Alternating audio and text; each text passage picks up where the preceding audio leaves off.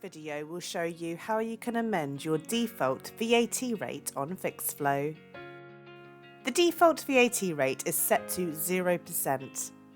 If you use Fixflo to quote for works and/or create invoices, your default rate will always automatically pull through. So if you are registered for VAT, it is worth amending your VAT rate, as this will save you time going forward, as well as reduce the room for error. To amend this, you simply need to log into Fixflo.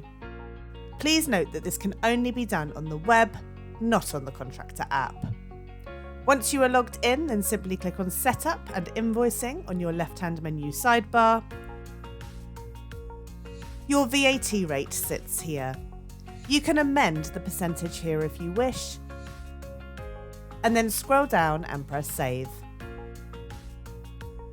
Thank you for watching.